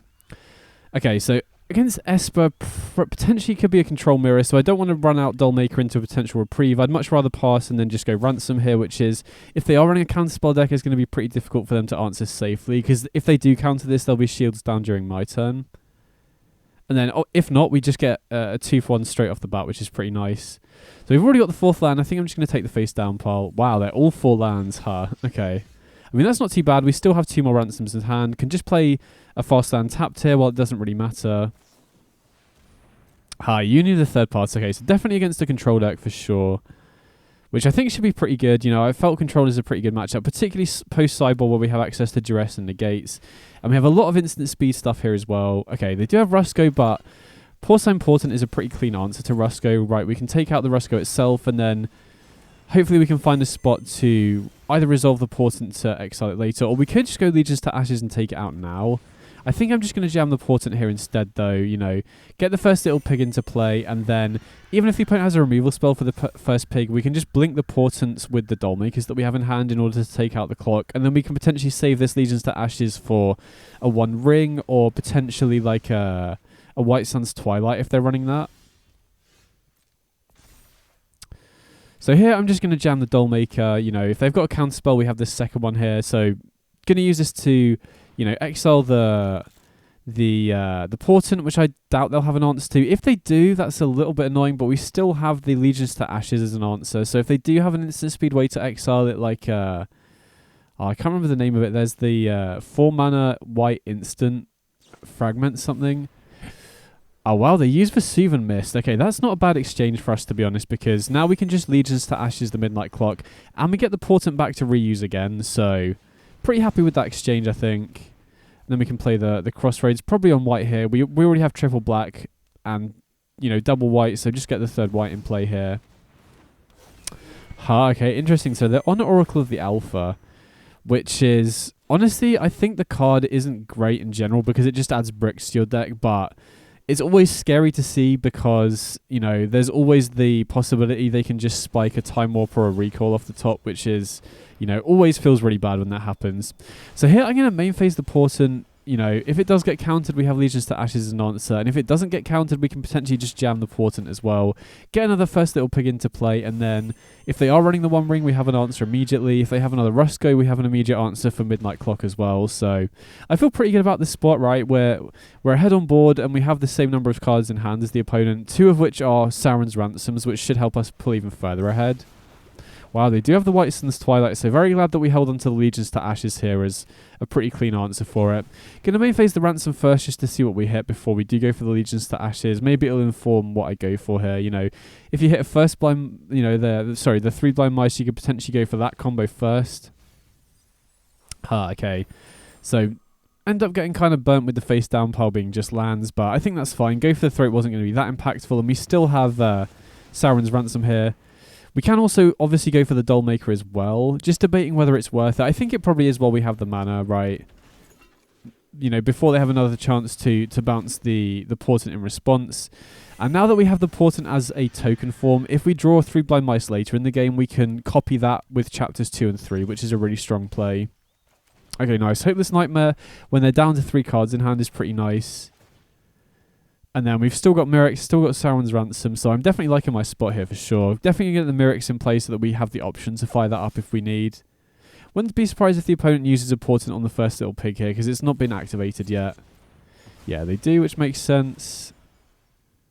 So now we don't have an answer for 1 ring or a Midnight Clock if the opponent does find it, but we have Ransom to try and dig for it, and we have Myrics here when the opponent doesn't, which is usually a pretty big deal in these sort of control mirror matches.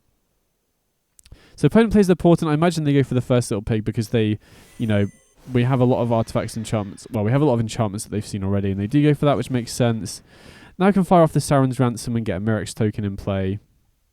Or we could potentially crack the Hopeless Nightmare if we don't get a particularly good hit off the Sauron's Ransom here as well, just to help, you know, filter a little bit. Even though 3 blind mice can copy the Portent, so yeah, the Portents, I think we can still probably do a little bit better. And I think since we did find something reasonable to play, I'm going to use the mana on Myrics here, start getting the tokens in play, because unless they have another sweeper, that's going to be very difficult for them to deal with.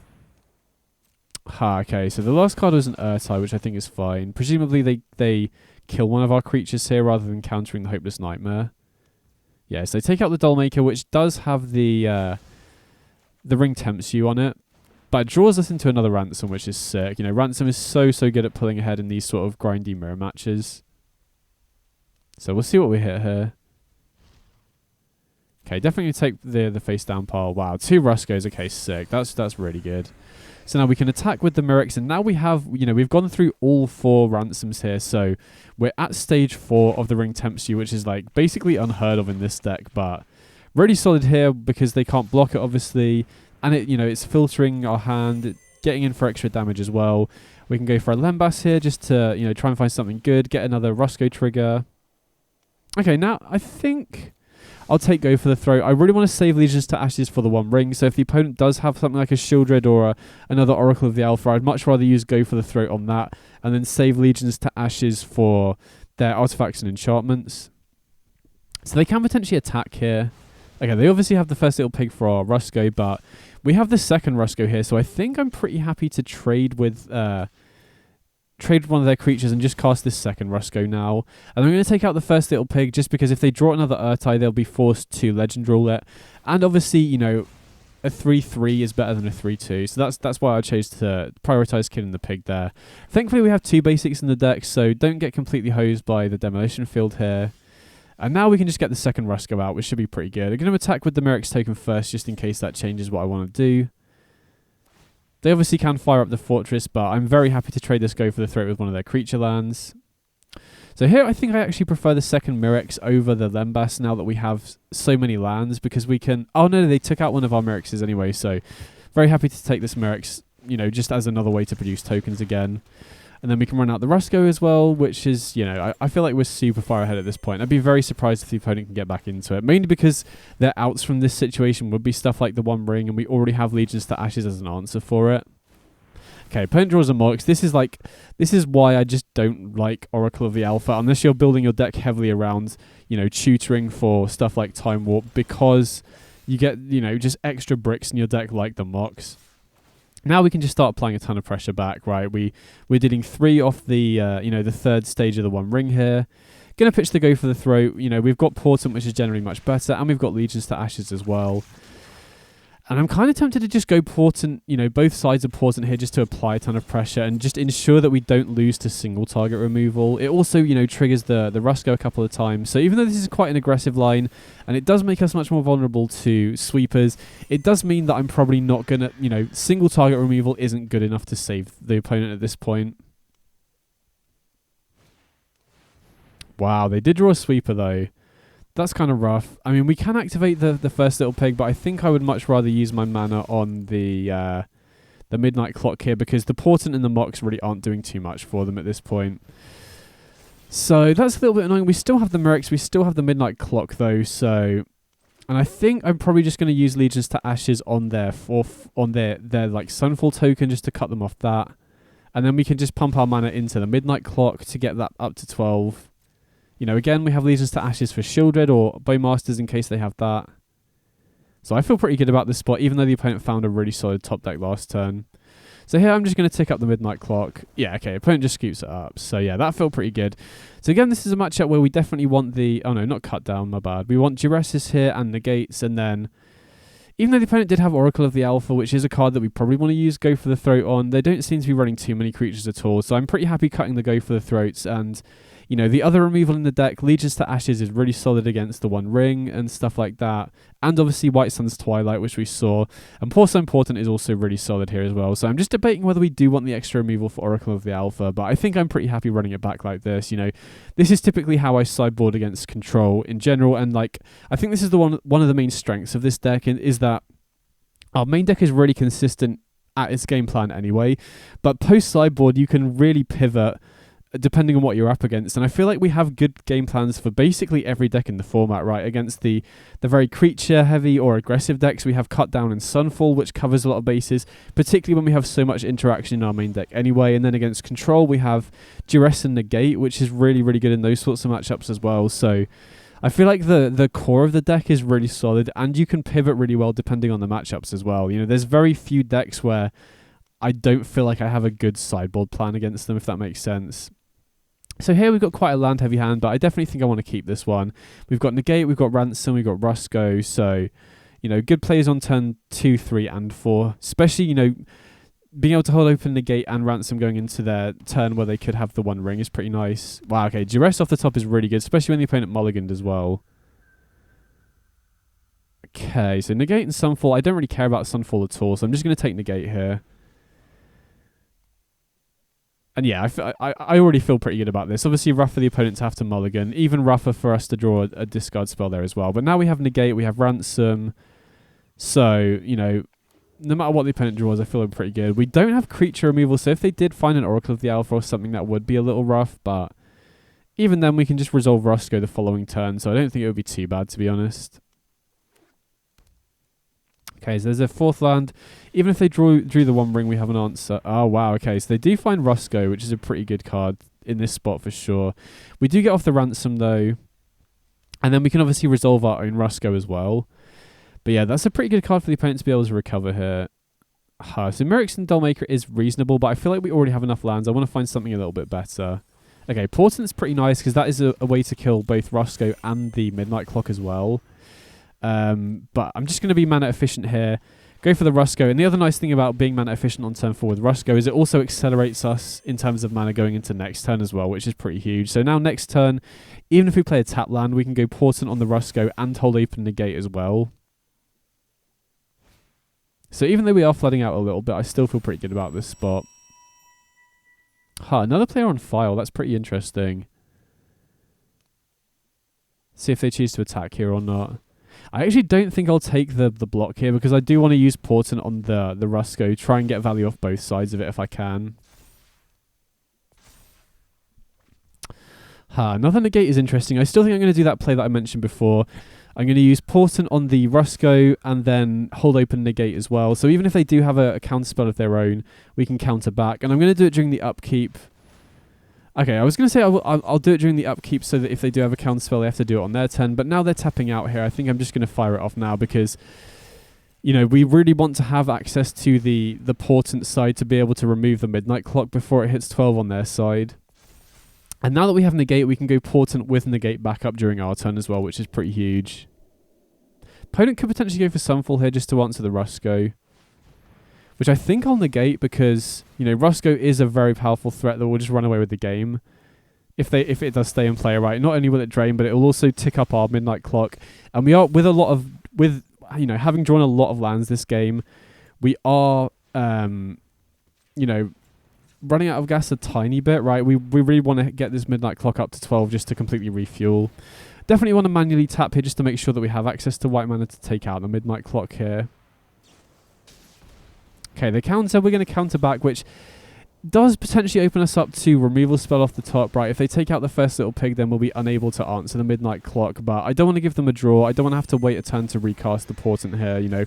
We basically give them a one-turn window to find a removal spell for the first pig, or we just cut them off the Midnight Clock. And now, because we protected our Rusko, we're ahead on the clock triggers as well.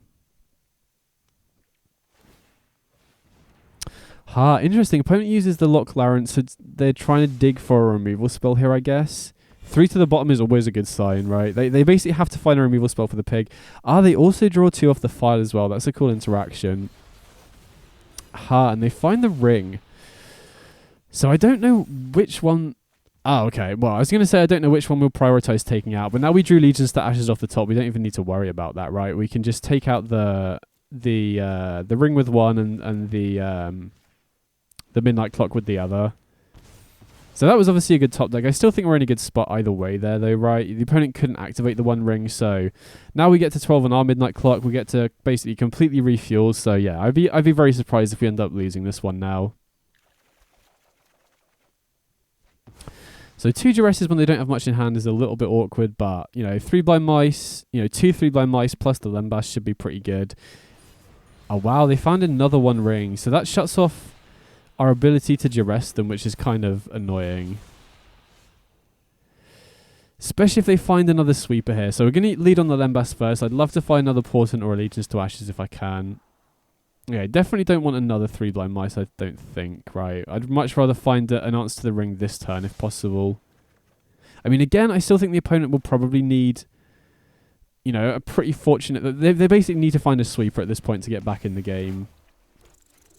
So I'm just going to jam the 3 blind mice here. Again, that does make us a little bit more vulnerable to sweepers, but I want to put us in a position where if the opponent doesn't find a sweeper, they're not going to be able to survive if they just have single target removal. You know, get multiple threats in play. I did make a slight mistake here, though. I think I should have played Mirrex so that if they did sweep and took out our tokens, we could make a Mirrex token, you know, before our main phase so that we can then copy the Mirrex token with the 3 blind mice. So I definitely made a bit of a mistake there. I should have played the Mirrex instead of the land that I did run out. Okay, it doesn't look like the opponent has a sweeper, though. They just play Oracle, so we should just be good to win here, right? We can just attack with everything, and then they're just dead to the...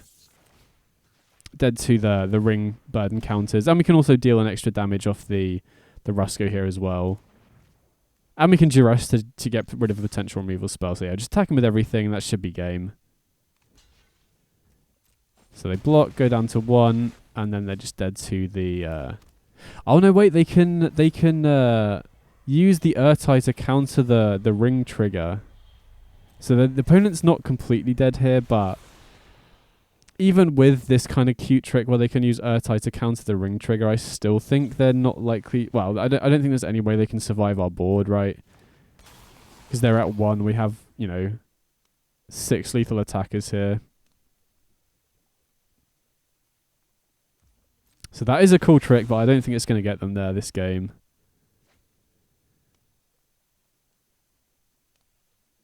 Unless they have something crazy that I've not thought of. I guess they could have their 3rd land here, but, you know, with Purge not in the format, it's not going to be good enough. So yeah, we got there. Nice.